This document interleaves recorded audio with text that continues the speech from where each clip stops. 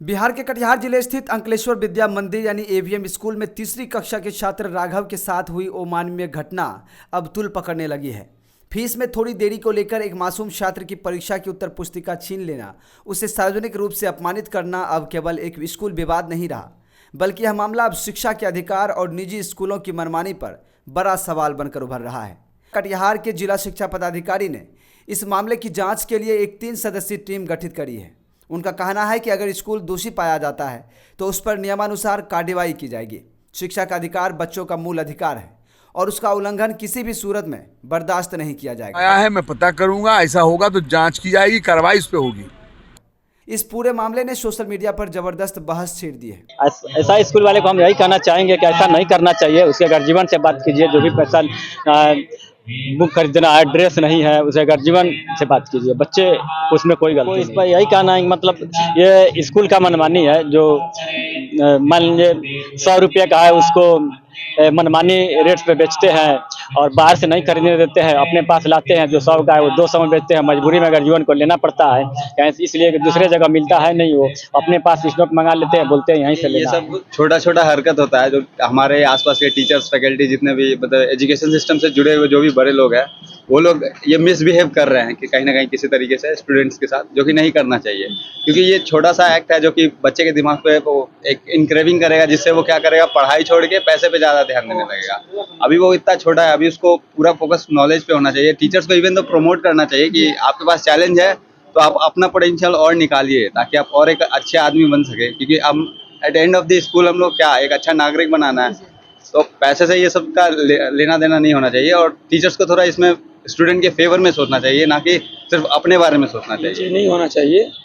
और इससे क्या है कि बच्चे के मानसिक स्थिति पे भी कुछ फर्क पड़ेगा, जिसके कारण वो गलत डिसीजन भी ले सकता है।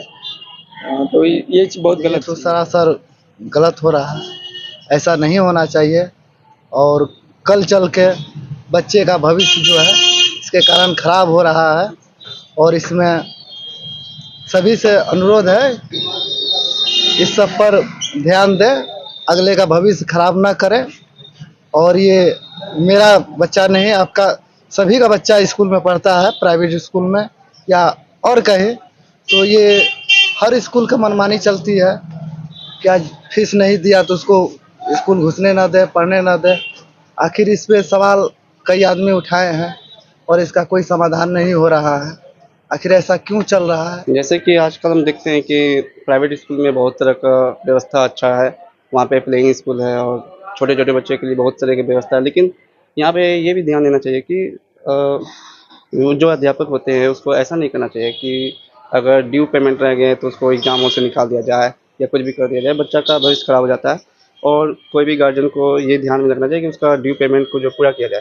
और बच्चे के भविष्य की बात है, इसमें यही कहूँगा कि अध्यापक को मतलब हर तरह के सवाल होते हैं। जैसे कि आजकल सभी स्कूलों में ऐसा सिस्टम बना हुआ है, आप कोई भी प्राइवेट स्कूल देख लें या प्ले स्कूल देख लें, या तो आप हाई लेवल पे देख लें, इंटर लेवल पे देख लें, जितने भी ये हैं कि प्राइवेट स्कूल है, तो वहाँ पे एक सिस्टम ये है क्या कि आपको जो है स्कूल के बताए हुए एड्रेस पे ही आपको बुक लेना है या कोई भी कॉपी जो भी होते हैं, आपको यूनिफॉर्म लेने होते हैं, जो भी जो है उसके बताए हुए जगह पे, इसलिए कि वहाँ से उनको कमीशन शायद मिलता होगा।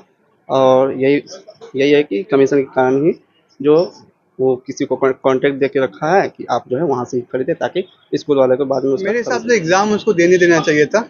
आप एग्ज़ाम देने दीजिए, आगे बढ़ने दीजिए। मार्कशीट ठीक है, आप होल्ड रखिए, मार्कशीट उनको मत दीजिए, एग्ज़ाम तो देने दीजिए। नेक्स्ट क्लास में जाने दीजिए उनको, पढ़ने का तो हक है ही। और थोड़ा वक्त तो आप दे सकते हैं, कहीं भागा तो जा नहीं रहा है, वापस तो वहीं रहेगा। तो मेरे हिसाब से समय देना चाहिए था। गलत किया उन्होंने, जिन्होंने भी किया था गलत था, समय दे सकते। जाहिर सी बात है, वो जैसा देखेगा आगे जाके वो भी वैसा ही सीखेगा। आगे हो सकता है किसी को ज़रूरत हो, लेकिन वो रुपये के चलते उस चीज़ को इम्पोर्टेंस नहीं देगा, मनी को इम्पोर्टेंस देगा। आगे मानिए कोई वो जॉब कर रहा है, कोई वो बिजनेस कर रहा है, तो हो सकता है किसी को कुछ थोड़ा रुपया कम हो और उसको वो चीज़ चाहिए हो, लेकिन वो नहीं देगा। उसको उसका मेन प्रायोरिटी रहेगा, नहीं आप टोटल पेमेंट कीजिए तभी हम आपको वो काम करने देंगे। तो ये गलत है, गलत इम्पैक्ट है, गलत दिशा की ओर लेके जाएगा उसको, तो नहीं करना चाहिए।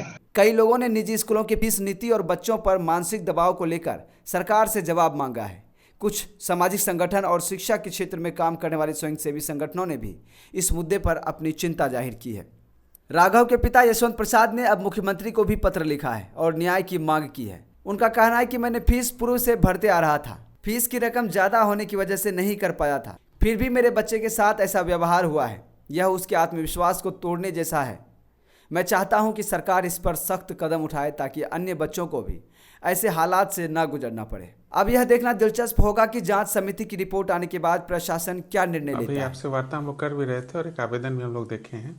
एक निजी विद्यालय, उसमें फ़ी के इशू पे और एडमिट कार्ड नहीं रहने के कारण बच्चे को एडमिशन एग्ज़ाम नहीं देने दिया गया, ऐसा कंप्लेन है। तो हम लोग उसका जांच करा के जो नियमानुकूल होगा कार्रवाई करेंगे और इसका समाधान ढूंढेंगे। बच्चे और बच्चे के पिता मानसिक प्रताड़ना में हैं। तभी तो हमारे पास कंप्लेन आया है, उसको ज़रूर रिजॉल्व करेंगे। ऐसे स्कूलों की क्या लगाम लगनी चाहिए, क्या कार्रवाई होनी चाहिए सर? वो तो आपको ऐसे भी बता रहे थे ना कि अलग अलग इसके फोरम बने हुए हैं। हम लोग प्रस्वीकृति विद्यालय को देते हैं, उसके बाद चाइल्ड राइट्स के लिए स्टेट लेवल पे कमीशंस हैं, फिर जो मैनेजमेंट कमेटी और जो टीचर्स के डिस्प्यूट को रिजॉल्व करने के लिए डिस्ट्रिक्ट लेवल पे अपीलेट अथॉरिटी है। तो डिफरेंट फोरम्स हैं जो प्राइवेट स्कूल्स के डिफरेंट इशूज़ को हैंडल करते हैं। इस पूरे डिस्ट्रिक्ट में 302 ऐसे विद्यालय हैं जो रिकॉग्नाइज, जैसे बच्चों का इंफॉर्मेशन U-डैश पोर्टल के माध्यम से हमारे पास स्कूल क्लास वाइज बच्चों का इंफॉर्मेशन रहता है। फिर बच्चों का RID बन रहा है तो उसके थ्रू भी हमारे पास बच्चों का इंफॉर्मेशन रहता है। तो और फिर बच्चे जो स्कूल रिकॉग्नाइज्ड हैं उनसे संबंधित इंफ्रास्ट्रक्चर का, टीचर्स के बारे में इंफॉर्मेशन हम लोगों के पास है, वो भी इस संबंधन पोर्टल है। तो इस तरह से प्राइवेट स्कूल्स पे से संबंधित जानकारी डिस्ट्रिक्ट लेवल के ऑफिस में RT एक्ट 2009 में प्रोविज़न आया था और हम लोग के यहाँ RT रूल्स बना 2011 में। इसके तहत जो इनिशियल क्लासेज हैं स्टैंडर्ड 1, उसमें जो विद्यालय का 25% स्ट्रेंथ है उस पर जो गरीब तबके के बच्चे हैं डिफाइन किया हुआ है, अलाभकारी और अवंचित वर्ग के बच्चे, उनको एडमिशन। डिस्ट्रिक्ट लेवल पे 3 कैटेगरी था, 1 to 5, 6 to 8 और 9 से 12। इसमें अलग अलग जैसे पेंटिंग में था और अलग अलग विधा में था। तो हमारे यहाँ से जो बच्चे डिस्ट्रिक्ट में फर्स्ट हुए थे उनको स्टेट लेवल पे कल बिहार दिवस में सम्मानित करने के लिए आमंत्रित किया गया था। तो हमारी टीम उनको लेके जा रही थी। Thank you. क्या AVM स्कूल को केवल चेतावनी दी जाएगी या उस पर कानूनी कार्रवाई की जाएगी? और क्या यह मामला बाकी निजी स्कूलों के लिए चेतावनी बनेगा? हम इस मामले पर नज़र बनाए हुए हैं। जैसे ही कोई नया अपडेट आता है हम आपको ज़रूर बताएंगे। आपका क्या कहना है? क्या शिक्षा के नाम पर हो रहे इस व्यापार पर सरकार को कड़ा एक्शन लेना चाहिए? अपनी राय नीचे कमेंट में ज़रूर दें।